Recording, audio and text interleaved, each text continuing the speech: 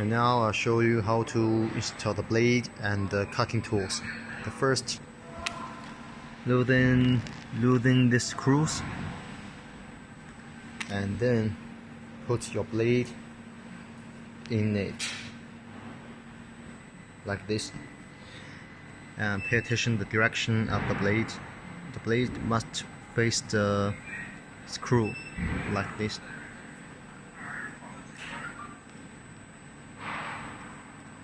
And then tie the screw.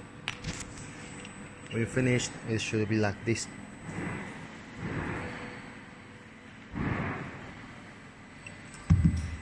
Now you have to install the cutting tools. Before you install it, you must have to check this part. The work page, the W must be 0.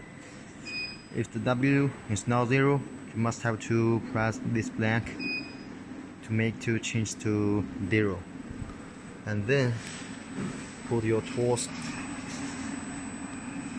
in it like this. And then also you have to pay attention to the direction of the blade.